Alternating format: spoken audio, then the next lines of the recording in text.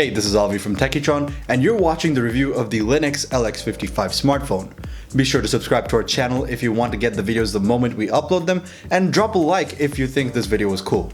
We got the smartphone from our friends at peekaboo.com, so if you want to buy it, the link is in the description below.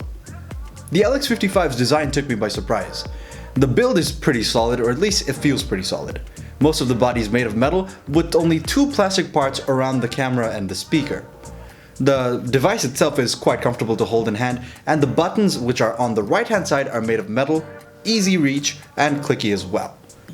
The speaker, which is on the back, may be facing away from you, but it is surprisingly loud, and I think for the first time within this price category, I was able to listen to YouTube videos comfortably with my fan on full speed. The audio obviously isn't that crisp or clear at that maximum volume, but I think it is still good enough. The fingerprint sensor on the back, however, needs some work. I found that oftentimes it took a little too long to actually unlock the smartphone, and sometimes it wouldn't even read or recognize my fingerprint correctly. The LX55 is a phablet and has a 5.5-inch screen. The resolution is 720p, and this actually looks quite nice with that 2.5D glass on top. The viewing angles on the display are obviously pretty good given that it is an IPS panel, and that's kind of what we expect from it. The brightness also gets quite high, and it can also get quite low, meaning you don't have any complaints regarding its usage both outdoors or in the dark. The colors also look nice and punchy. You'll find Android 6.0 Marshmallow on this smartphone, and it is kept quite close to stock. This isn't the smoothest experience though, as there were quite a few instances where the UI would lag and stutter. Linnex added some extra features such as smart gestures like double tap to wake, which worked quite well and I found myself using them sometimes. But there were other things such as the non-touch gestures which use the proximity sensor, and I just didn't find any use for them, and for the most part I kept them completely switched off.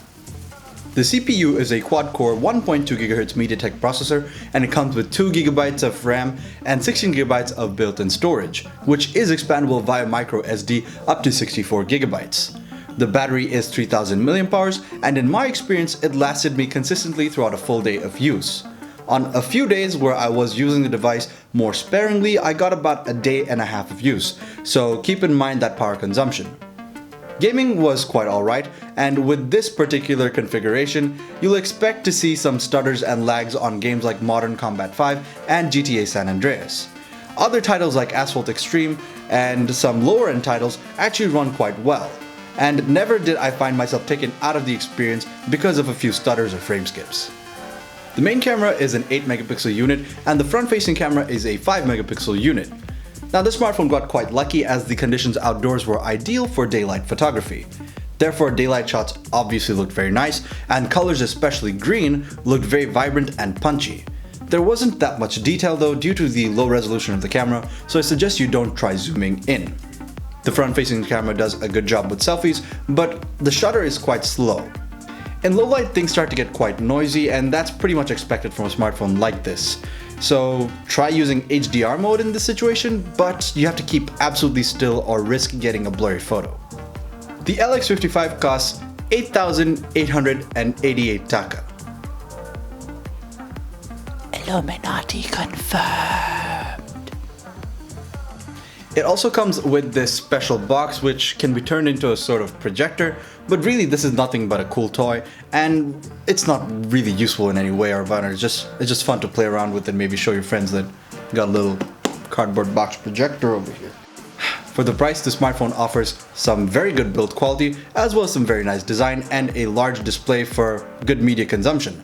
Not to mention that loudspeaker, which by the way is outdoing my fan right now, which I kind of need right now. A faster processor would have been appreciated, but this smartphone is geared more towards those people who like a pretty phone and don't really need the high-end intense specs for intense gaming or such things. Thanks for watching this video, everybody. If you liked it, you know what to do. Give it a big thumbs up, maybe leave some comments in the description below, and subscribe to our channel if you like the content that we produce. We're trying to hit to 10,000 subscribers sometime soon. Our friends at peekaboo.com were the ones who provided us this device for review, so if you want to purchase it, I have left the link as well as some other more detailed specifications in the description below. Thanks for watching, and I hope to see you in the next one.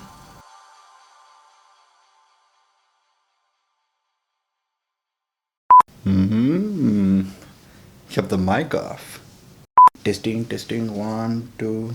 3. Like this video. শুরু করলাম আর plane বাহ বাহ বাহ